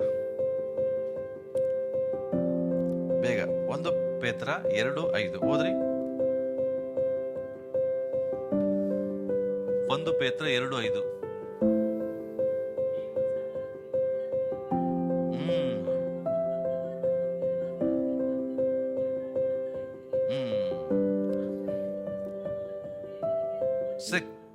ಏನ್ ಹೇಳ್ತಾ ಇದಾರೆ? ನೀವೆಲ್ರು ಏನಾಗಿದ್ದೀರಿ? ಕಳ್ಳು. ನೀವೇನಾಗಿದ್ದೀರಿ? ಪಕ್ಕದೊಳಗೆ ಇಡ್ರಿ, ನೀನ್ ಕಲ್ಲಾಗಿದ್ದೀಯಾ? ಕಠಿಣ ಕಲ್ಲಾಗ್ಬೇಡ, ಜೀವವುಳ್ಳ ಕಲ್ಲಾಗು. ಹೇಳ್ರಿ ಮತ್ತೆ, ಕಠಿಣ ಕಲ್ಲಾಗಬೇಡ, ಜೀವವುಳ್ಳ ಕಲ್ಲಾಗು. ದೇವರ ವಾಕ್ಯ ಹೇಳ್ತದೆ, ನೀವು ಜೀವವುಳ್ಳ ಕಲ್ಲುಗಳು, ನೀವೆಲ್ಲರೂ ಒಂದು ಆತ್ಮಿಕ ಮಂದಿರವಾಗುವುದಕ್ಕಾಗಿ ಕಟ್ಟಲ್ಪಡ್ತಾ ಇದ್ದೀರಿ. ಇದು ಮಂದಿರ, ಕೇಳಿ ನೋಡಿದಿರ? ಇದು ಒಂದು ಆತ್ಮಿಕ ಮಂದಿರ ಅಲ್ಲ, ಇದೊಂದು ಶಾರೀರಿಕ ಮಂದಿರ, ಫಿಸಿಕಲ್ ಟೆಂಪಲ್. ಈ ಮಂದಿರ ಆಗುವುದಕ್ಕೆ ಕಲ್ಲಿಂದ ಕಟ್ಟಿದ್ರು, ಹೌದಾ? ಒಂದು ಕಲ್ಲು ಜೊತೆಗೆ ಇನ್ನೊಂದು ಕಲ್ಲು, ಇನ್ನೊಂದು ಕಲ್ಲು ಜೊತೆಗೆ ಇನ್ನೊಂದು ಕಲ್ಲು ಇಟ್ಟು ಕಟ್ಟಿದ್ರು. ನೀನು ಒಬ್ಬರ ಜೊತೆಗೆ ಒಬ್ಬರು ಹಿಂಗೆ ಇದ್ರೆ ನಿಮ್ಮ ಮೂಲಕ ಏನಾಗ್ತದೆ? ಪಾಸ್ಟ್ರೇ, ಇವ್ರ ಪಕ್ಕದಲ್ಲಿ ಅನ್ಕೊಂಡಿರ್ತೀನಿ, ಇವ್ರ ಪಕ್ಕದ ಕುಂಡ್ರಿಸ್ಬೇಡ್ರಿ. ಹೌದಾ? ನಾವು ಕೆಲವು ಸಾರಿ ಸಂಡೇ ಹಿಡ್ಕೊಂಡ್ಬಿಟ್ಟೇವಲ್ಲ ಒಬ್ಬರನ್ನ, ಇವ್ರ ಪಕ್ಕದಲ್ಲೇ ಕುಂಡ್ರೋದು. ಪ್ರತಿ ಸಂಡೇ ಇನ್ನೊಬ್ಬರ ಪಕ್ಕದಲ್ಲಿ ಹೋಗಿ ಕುತ್ಕೊಂಡಿದ್ದೀರಾ? ಸ್ಕೂಲಲ್ಲಿ ಏನ್ ಮಾಡ್ತಾರೆ ಗೊತ್ತಾ ಮಕ್ಕಳಿಗೆ? ಇವತ್ತು ಇವ್ರ ಪಕ್ಕದಲ್ಲಿ ಕೂತ್ರೆ ನೆಕ್ಸ್ಟ್ ವೀಕ್ ಇವ್ರ ಜೊತೆ ಕೂತ್ಕೊಳ್ಳಂಗಿಲ್ಲ. ನೀನು ಏನ್ ಮಾಡ್ತಾರೆ? ನೀವು ಹಿಂದೆ ಹೋಗೀಗ, ಹಿಂದಿದ್ದವ್ರು ಏನ್ ಮಾಡ್ಲಿಗ ಮುಂದೆ ಬರ್ಲಿ ಅಂದ್ರೆ ಏನ್ ಮಾಡ್ತಾರೆ? ಡೈಲಿ ಬೇರೆ ಬೇರೆ ಮಕ್ಕಳ ಜೊತೆಗೆ ಅವ್ರನ್ನ ಕೂಡಿಸ್ತಾರೆ. ಯಾಕೆ? ನಿಮ್ ಸ್ಕೂಲಲ್ಲಿ ಕೂಡಿಸೋದಿಲ್ವಾ? ಯಾಕೆ? ನೀವು ಎಲ್ಲರೊಟ್ಟಿಗೆ ಇದೇ ಹೆಸರಲ್ಲಿ ಕುಂಡಿಸ್ತಾರಲ್ಲ ಮಗ, ಡೈಲಿ ಒಬ್ಬರ ಜೊತೆಗೆ ಬೇರೆ ಬೇರೆ. ಯಾಕೆ? ಸಂಡೇ ಹಂಗೆ ಮಾಡ್ತೀರಾ? ಹಲೋ, ಸಂಡೇ ಎಲ್ಲರ ಜೊತೆ ಕೂತ್ಕೊಂಡಿದ್ದೀರಾ? ನಮಗೆ ಯಾರು ಇಷ್ಟ, ನಮಗೆ ಯಾರು ಫೇವರೇಟು, ಅವ್ರ ಪಕ್ಕದಲ್ಲೇ ಸೀಟು, ಉಳಿದವ್ರ ಜೊತೆಗಿಲ್ಲ. ಅರ್ಥ ಏನು? ಎಲ್ಲರ ಜೊತೆಗೆ ಮಿಂಗಲ್ ಆಗ್ಲಿಕ್ಕೆ ನಂಗೆ ಇಷ್ಟ ಇಲ್ಲ. ಪೇತ್ರನ್ನ ಹೇಳ್ತಾ ಇದ್ದಾನೆ, ನೀವು ಜೀವವುಳ್ಳ ಕಲ್ಲಾಗಿದ್ರೆ ನೀವೇನ್ ಮಾಡ್ತೀರಿ? ಎಲ್ಲರ ಜೊತೆಗೂ ಮಿಂಗಲ್ ಆಗ್ತೀರಾ. ಆಗ ನಿಮ್ಮ ಮೂಲಕ ಒಂದು ಆಲಯ ಕಟ್ಟಲ್ಪಡ್ತದೆ, ಆತ್ಮಿಕ ಮಂದಿರ ಕಟ್ಟಲ್ಪಡ್ತದೆ. ಆ ಆತ್ಮಿಕ ಮಂದಿರದಲ್ಲಿ ದೇವರ ಮಹಿಮೆ ಇಳಿದು ಬರ್ತದೆ. ಒಂದು ವೇಳೆ ನಿಮ್ಮ ಒಳಗಡೆ ಆ ಮನಸ್ಸು ಇಲ್ಲಂದ್ರೆ ತಿಳ್ಕೊಡ್ರಿ, ದೇವರೇ ನಮಗೆ ಮುರಿಬೇಕಾಗ್ತದೆ. ಕೆಲವು ಸಾರಿ ನಿಮ್ಗೆ ಗೊತ್ತಾ, ಕಲ್ಲು ತಂದ ತಕ್ಷಣ ಕಟ್ಟಂಗಿಲ್ಲ, ಅದನ್ನ ಏನ್ ಮಾಡ್ತಾರೆ? ಶೇಪ್ ಮಾಡ್ತಾರೆ. ಕೆಲವು ಸಾರಿ ಯಾಕೆ ಹೇಳ್ರಿ? ಒಂದು ಕಲ್ಲು ಇನ್ನೊಂದ್ ಜೊತೆ ಕುಂಡ್ರಾಕ್ ಒಲ್ಲಂತದೆ, ಇಟ್ಟ ತಕ್ಷಣ ಕುಂಟಾಡ್ಲಿಕ್ಕೆ ಸ್ಟಾರ್ಟ್ ಮಾಡ್ತದೆ, ಎಲ್ಲ ಡೊಂಕ್ ಹೋಗ್ತದೆ. ಅವಾಗ ಮೇಸ್ತ್ರಿ ಏನ್ ಮಾಡ್ತಾನೆ? ಸರಿ ಕುಂಡ್ರಪ್ಪ ಅಂತಾನೆ, ಕುಂಡ್ರುದಿಲ್ಲ ಅದು. ಆದ್ರೂ ಏನ್ ಮಾಡ್ತಾನೆ? ಕೂಡುದಿಲ್ಲ, ನಿಂದ್ರ ನಿನಗಿದೆ ಅಂತ ಏನ್ ಮಾಡ್ತಾನೆ? ಕೆಳಗಿಡ ತೆಗೆದು ಕೆತ್ತಾನೆ. ಆವಾಗ ಆಟೋಮೆಟಿಕ್ ತಾನೇ ಕುಂಡ್ರಿಸ್ತದೆ. ಮತ್ತೆ ಕುಂಡ್ರುದಿಲ್ಲ ಅಂದ್ರೆ ಮತ್ತೆ ಬಿಡುದಿಲ್ಲ, ಅವನು ಮತ್ತೆ ಕೆತ್ತಾನೆ. ಕೆಲವು ಸಾರಿ ಹೆಂಗೆ ಮಾಡ್ತಾರೆ ದೇವರು. ಪಾಸ್ಟರ್ ಇವ್ರ ಜೊತೆ ನಾನು ಒಲ್ಲೆ ಅಂದ್ರೆ, ಆಯ್ತು ಮಗ, ನೀನ್ ಅವ್ರ ಜೊತೆ ಕುಂಡ್ರಂಗ್ ನಾನೇ ನೀನ್ ಮಾಡ್ತೇನೆ ಇರು ಅಂತ ಹೇಳಿ ಸ್ವಲ್ಪ ಕೆತ್ತಾನೆ. ಅವಾಗ ಏನಾಗ್ತದೆ? ಕೆತ್ತದು ಈಜಿ, ಆಹಾ ಪರಮಾನಂದ ಆಗ್ತದ. ಮಸಾಜ್ ಮಾಡ್ದಂಗೆ ಇರ್ತದ? ಕೆತ್ತದು ಆನಂದ ಮಸಾಜ್ ಇದ್ದಂಗೆ ಇರ್ತದೇನ್ರಿ? ಇಲ್ಲ, ನೋವಾಗ್ತದಲ್ಲ. ಅದೇ ದೇವರು ಕೆಲವು ಸಾರಿ ಏನ್ ಮಾಡ್ತಾರೆ? ನಿಮ್ಮಣ್ಣ ಉಪದ್ರವದಲ್ಲಿ ಹಾದು ಹೋಗಂಗ್ ಮಾಡ್ತಾರೆ. ಚೊಕ್ಕ ಬಂಗಾರ ಯಾವಾಗ ಕಾಣಿಸ್ತದೆ, ಸಿಗ್ತದೆ? ಬೆಂಕಿಯಲ್ಲಿ ಹಾಕಿದಾಗ ಬ್ಯಾಡಾಗಿದ್ದೆಲ್ಲ ತೆಗಿಬೇಕು. ಕಬ್ಬಿಣ, ತಾಮ್ರ ಏನೇನಿದೆ ಅದೆಲ್ಲ ಸಪರೇಟ್ ಆದಾಗ ಚೊಕ್ಕ ಬಂಗಾರ ಸಿಗ್ತದೆ. ಚೊಕ್ಕ ಬಂಗಾರ ಸಿಗೋದು ಕೂಡ ಬೆಂಕಿ ಹಾಕಿದಾಗ, ಕಷ್ಟದಲ್ಲಿ ಹಾದೋಗು. ಹಾಗೆ ಕರ್ತನು ಕೆಲವು ಸಾರಿ ನಮ್ಮನ್ನ ಬಹಳ ಕಷ್ಟ ತಗೊಂಡು ಹೋಗ್ತಾನೆ. ಪಾಸ್ಟರ್ ಯಾಕಿಷ್ಟು ಕಷ್ಟ ನನಗೆ? ಯಾಕಂದ್ರೆ ನೀನ್ ಇನ್ನೂ ಸರಿ ಆಗಿಲ್ಲ, ನೀನ್ ಇನ್ನೂ ಸರಿ ಶೇಪ್ದಲ್ಲಿ ತರಲಿಲ್ಲ, ಬಂದಿಲ್ಲ. ನೀನು ಬರೋ ತನಕ ನನ್ನ ದೇವ್ರು ಏನ್ ಮಾಡ್ತಾರೆ? ಆ ಉಪದ್ರವದಲ್ಲಿ ಹಾದು ಹೋಗಂಗೆ ಮಾಡ್ತಿರ್ತಾರೆ. ಯಾವಾಗ ನೀವು ಹಿಂಗೆ ಕಟ್ಟಲ್ಪಡ್ತೀರಿ, ಆತ್ಮಿಕ ಮಂದಿರವಾಗ್ತೀರಿ, ಆಗ ಬೈಬಲ್ ಹೇಳ್ತದೆ, ಜೀವವುಳ್ಳ ಕಲ್ಲುಗಳಾದಾಗ, ಆತ್ಮಿಕ ಮಂದಿರವಾಗಿ ಕಟ್ಟಲ್ಪಟ್ಟಾಗ ಆ ಮಂದಿರದಲ್ಲಿ ದೇವರ ಮಹಿಮೆ ಆಗ್ತದೆ. ಸೊ ನಿಮ್ಮ ಮೂಲಕ ಆತ್ಮಿಕ ಮಂದಿರ ಆಗೋದಕ್ಕೆ ಇಷ್ಟ ಇದೆ ನಿಮಗೆ? ಇಷ್ಟನಾ? ಎಸ್. ಹಾಗಾದ್ರೆ ಏನ್ ಮಾಡ್ರಿ? ಜೀವವುಳ್ಳ ಕಲ್ಲುಗಳಾಗ್ರಿ, ಜೀವವುಳ್ಳ ಕಲ್ಲುಗಳಾಗ್ರಿ. ಜೀವವುಳ್ಳ ಕಲ್ಲು ಎಲ್ಲರ ಸಂಗಡ ಬೆರೀತದೆ. ಅದಕ್ಕಾಗಿ ಇನ್ನು ಮುಂದೆ ಎವ್ರಿ ಸಂಡೇ ಏನ್ ಮಾಡ್ರಿ? ಎಲ್ಲರೊಟ್ಟಿಗೆ ಬೆರೀಲಿಕ್ಕೆ ಪ್ರಾರಂಭಿಸ್ರಿ. ಓಕೆ, ಟೈಮ್ ಆಯ್ತು. ಲಾಸ್ಟ್ ವಿಷಯ ನಾನು ಹೇಳಿ ಮುಗಿಸ್ತೇನೆ, ಟೈಮ್ ಆಯ್ತು. ಲಾಸ್ಟ್, ಯಾವ ವ್ಯಕ್ತಿ ಒಬ್ಬರನ್ನೊಬ್ಬರ ವಿಷಯದಲ್ಲಿ ಐಕ್ಯತೆ ಇರ್ತಾನೋ ಅವನಿಗೆ ದೇವರ ಅನುಭವ ಇರ್ತದೆ. ಏನಿರ್ತದೆ? ಯಾರಿಗೆ ಯಾರು ಅನ್ಯೋನ್ಯತೆಯಲ್ಲಿ ಇರೋದಿಲ್ಲ ಗೊತ್ತಾ? ಯಾರಿಗೆ ದೇವರ ಬಗ್ಗೆ ಗೊತ್ತಿಲ್ಲ ಅವ್ರು ಅನ್ಯೋನ್ಯತೆಯಲ್ಲಿ ಇರಕ್ಕಾಗಲ್ಲ. ನಾನು ಒಂದು ಹೇಳ್ತೇನೆ ರೀ, ನಿಂಗೆ ನಿಜವಾಗೂ ಯೇಸು ಸ್ವಾಮಿ ಯಾರಂತ ನಿನಗೆ ಗೊತ್ತಾದ್ರೆ, ನಿನ್ನ ದೇವರು ಯಾರಂತ ನಿನಗೆ ಗೊತ್ತಾದ್ರೆ, ನೀನು ಯಾವಾಗಲೂ ಇನ್ನೊಬ್ಬರನ್ನ ಪ್ರೀತಿಸ್ತೀಯ. ಯಾಕೆ ಮದರ್ ತೆರೇಸಾ ಅಷ್ಟು ಪ್ರೀತಿ ಮಾಡಲಿ ಎಲ್ಲರನ್ನ? ಅವಳಿಗೆ ಗೊತ್ತಿತ್ತು ನನ್ನ ಯೇಸು ಯಾರಂತ. ಓಕೆ, ಒಂದು ವಚನ ಓದಿ ನಾನು ಮುಗಿಸ್ತೇನೆ. ತೆಗಿರಿ ಬೈಬಲ್ ಎಲ್ರು. 1 ಯೋಹಾನ 4:7-8 ಬೇಗ ಓದ್ರಿ.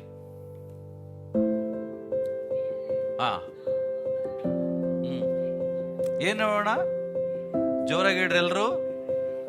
ಒಬ್ಬರನ್ನೊಬ್ಬರು ಅಂತ ಹೇಳ್ರಿ. ಮತ್ತೆ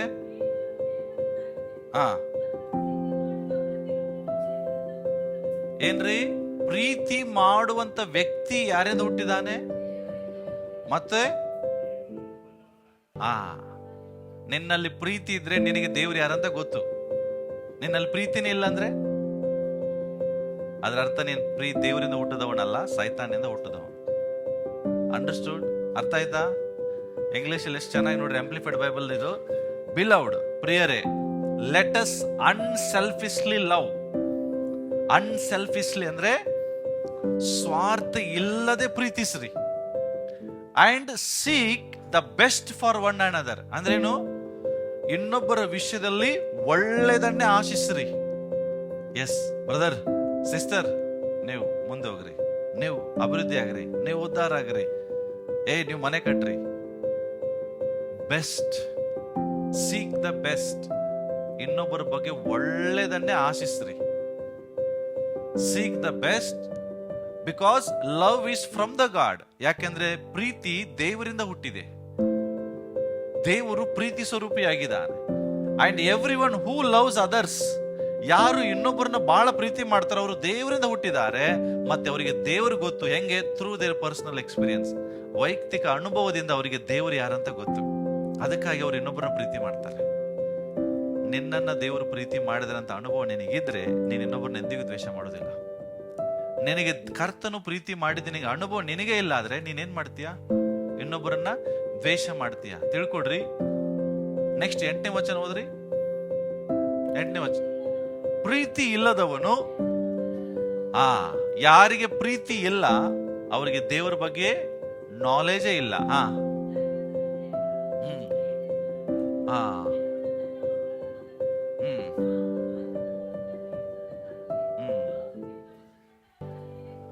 ಎಸ್, ತಿಳ್ಕೊಡ್ರಿ. The one who does not love has not become acquainted with the god. ಅಂದ್ರೆ does not or never did know him. ದೇವರ ಬಗ್ಗೆ ಅವನಿಗೆ ಸ್ವಲ್ಪವೂ ತಿಳುವಳಿಕೆನೇ ಇಲ್ಲ. ಅದಕ್ಕಾಗಿ ಅವನು ಇನ್ನೊಬ್ಬರನ್ನ ಪ್ರೀತಿಸುವುದಿಲ್ಲ, ತನ್ನನ್ನೇ ತಾನು ಪ್ರೀತಿಸ್ತಾನೆ. ಅರ್ಥ ಆಯ್ತಾ? ಯಾರು ಇನ್ನೊಬ್ಬರನ್ನ ಪ್ರೀತಿಸ್ತಾರೋ ಅವರಿಗೆ ದೇವರ ಬಗ್ಗೆ ಅನುಭವ ಇದೆ. ಇನ್ನು ಅದಕ್ಕೆ ನಾನು ಹೇಳ್ತೇನೆ, ಬಹಳ ಜನ ಕೆಲವು ಸರಿ ಕಚ್ಚಾಡುವಾಗ ಹೇಳ್ತೇನೆ, ಇನ್ನೊರಿಗೆ ದೇವರಂತ ಗೊತ್ತಿಲ್ಲ ಯಾರು. ನಿಮ್ಗೆ ದೇವರ ಬಗ್ಗೆ ಅನುಭವ ಆದ್ರೆ ನೀವು ಎಂದಿಗೂ ಇನ್ನೊಬ್ಬರನ್ನ ದ್ವೇಷ ಮಾಡಕ್ ಸಾಧ್ಯನೇ ಇಲ್ಲ ಪ್ರಿಯರೇ. ಓಕೆ, ಅರ್ಥ ಆಯ್ತಾ? ದೇವರು ಬಯಸ್ತಾನೆ ನೀವು ಒಬ್ಬರನ್ನೊಬ್ಬರು ಪ್ರೀತಿಸಬೇಕು. ಒಬ್ಬರನ್ನೊಬ್ಬರು ಪ್ರೀತಿಸುವಾಗ ದೇವರಿಗೆ ಮಹಿಮೆ ಆಗ್ತದೆ. ಒಬ್ಬರನ್ನೊಬ್ಬರು ಪ್ರೀತಿಸುವಾಗ ಆತ್ಮಿಕ ಮಂದಿರವಾಗ್ತದೆ. ಒಬ್ಬರನ್ನೊಬ್ಬರು ಪ್ರೀತಿಸುವಾಗ ದೇವರ ಅನುಭವ ನಿಮಗೆ ಆಗ್ತದೆ. ಅಂಡರ್ಸ್ಟೂಡ್?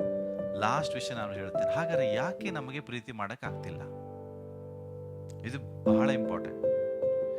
ಯಾಕೆ? ನೀವು ಹೇಳಿದ್ದೆಲ್ಲ ಸರಿ ಪಾಸ್ಟರ್, ಆದ್ರೆ ನಮಗೆ ಯಾಕೆ ಇನ್ನೊಬ್ಬರೊಬ್ಬರು ಪ್ರೀತಿ ಮಾಡಕ್ ಆಗ್ತಾ ಇಲ್ಲ? ರೀಸನ್ಸ್ ಇದೆ, ಕಾರಣಗಳಿದೆ, ನಾನು ಹೇಳ್ತೇನೆ ನೋಡ್ರಿ. ಹಾಗಾದ್ರೆ ಯಾಕೆ ನನಗೆ ಒಬ್ಬರನ್ನೊಬ್ಬರು ಪ್ರೀತಿ ಮಾಡಕ್, why Christians can't love one and? ಯಾಕೆ ಕ್ರೈಸ್ತರು ಒಬ್ಬರನ್ನೊಬ್ಬರು ಪ್ರೀತಿ ಮಾಡಕ್ ಆಗ್ತಿಲ್ಲ? ಫಸ್ಟ್ ರೀಸನ್ ಏನ್ ಗೊತ್ತಾ?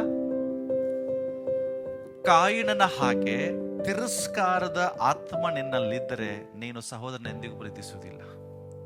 ಕಾಯಿನ ತನ್ನ ಸಹೋದರನ ಏನ್ ಮಾಡದ? ರಿಜೆಕ್ಟ್.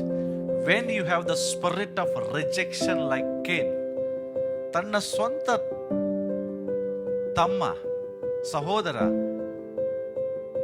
ಅವನ ಅಭಿವೃದ್ಧಿಯನ್ನ ಸಹಿಸ್ಲಿಕ್ಕೆ ಆಗಲಿಲ್ಲ, ಅವನನ್ನು ತಿರಸ್ಕರಿಸಿದ. ನನ್ನ ತಮ್ಮನೇ ಅಲ್ಲ ನೀನು. ಈ ತಿರಸ್ಕಾರದ ಆತ್ಮ ನಿಮಗಿದ್ರೆ ನೀವೇನ್ ಮಾಡಕ್ಕಾಗಲ್ಲ, ಒಬ್ಬರನ್ನೊಬ್ಬರು ಪ್ರೀತಿಸ್ಲಿಕ್ಕೆ ಆಗೋದಿಲ್ಲ. Second, when you have the spirit of selfishness like a Jacob, ಯಾಕೋಬನ ಹಾಗೆ ಸ್ವಾರ್ಥ ಆತ್ಮ ನಿಮ್ಮಲ್ಲಿದ್ದರೆ, ಯಾಕೋಬನ್ ಏನ್ ಮಾಡ್ದ? ಏಸಾವಣದೆಲ್ಲ ನನಗೆ ಬೇಕು, ಚೊಚ್ಚಲತನ ನನಗೆ ಬೇಕು, ಇವನ ಆಶೀರ್ವಾದ ನಾನೇ ಹೊಂದ್ಬೇಕು. ಇದು ಸ್ವಾರ್ಥ. ಈ ಸ್ಪಿರಿಟ್ ನಮಗಿದ್ರೆ ನಾವು ಇನ್ನೊಬ್ಬರನ್ನ ಪ್ರೀತಿ ಮಾಡಕ್ಕಾಗಲ್ಲ ಪ್ರಿಯರೇ. ಹಾಗಾದ್ರೆ ನೀವು ಪರೀಕ್ಷೆ ಮಾಡ್ಕೊಳ್ರಿ, ನಿಮ್ಮಲ್ಲಿ ಕೇನನ ಸ್ಪಿರಿಟ್ ಇದೆಯೋ ಅಥವಾ ಸೆಲ್ಫ್ ಸ್ವಾರ್ಥ ಎಂಬ ಯಾಕೋಬನ ಸ್ಪಿರಿಟ್ ಇದೆಯೋ. ಮೂರನೇದು, when you have a spirit of insecurity like king Saul. ಅಂದ್ರೆ ಏನು ಗೊತ್ತಾ? ಸೌಲ, ಅರಸನಾದ ಸೌಲನು ದಾವೀದನನ್ನು ಪ್ರೀತಿ ಮಾಡಲಿಲ್ಲ. ಯಾಕೆ? ಸೌಲ ದಾವೀದನ ಪ್ರೀತಿ ಮಾಡಲಿಲ್ಲ. ಯಾಕೆ ಹೇಳ್ರಿ? ನನ್ನ ಸ್ಥಾನ ಎಲ್ಲಿ ಹೋಗ್ತದೋ, ಇನ್ಸೆಕ್ಯೂರಿಟಿ. ಅಯ್ಯೋ, ನನಗಿಂತ ಎಲ್ಲಿಯೂ ಮೇಲ್ ಬಂದ್ಬಿಡ್ತಾನೋ, ನನಗಿಂತ ಹೆಚ್ಚು ಪಾಪ್ಯುಲರ್ ಆಗ್ಬಿಡ್ತಾನೋ, ನಾನ್ ರಾಜ, ನನ್ನ ಮಗನೇ ರಾಜ ಆಗ್ಬೇಕು, ಇವ ಎಲ್ಲಿ ರಾಜ ಆಗ್ಬಿಡ್ತಾನೋ. ಈ ಇನ್ಸೆಕ್ಯೂರಿಟಿ ಸ್ಪಿರಿಟ್ ಇವತ್ತು ನಮ್ಮಲ್ಲಿದ್ರೆ ನಾವು ಇನ್ನೊಬ್ಬರನ್ನ ಪ್ರೀತಿ ಮಾಡಕ್ಕಾಗಲ್ಲ. ಅರ್ಥ ಆಯ್ತಾ ನಿಮಗೆ? ನಿಜ ಹೇಳ್ತೀನಿ, ಈ ವಿಷಯ ನಾನು ಹೇಳುವಾಗ ಜೈಪುರಲ್ಲಿ ಸ್ಥಳ ನಡಿಗೋಯ್ತು. ಯಾಕೆ ಗೊತ್ತಾ? ಬಹಳಷ್ಟು ಲೀಡರ್ಸ್ಗಳಲ್ಲಿ ಈ ಸ್ಪಿರಿಟ್ ಇರ್ತದೆ. ನಾನು ಸತ್ಯವಾಗಿ ಹೇಳ್ತೇನೆ, ಪುಲ್ಪಿಟಲ್ಲಿ ನಿಂತ್ಕೊಂಡು ನಾನು ಯಾವಾಗೂ ನಾನು ಬಯಸಿಲ್ಲ ನನ್ನ ಸ್ಥಾನದಲ್ಲಿ ನನ್ನ ಮಗ ಬರ್ಬೇಕಂತ. ಎಂದಿಗೂ ಬಯಸಿಲ್ಲ.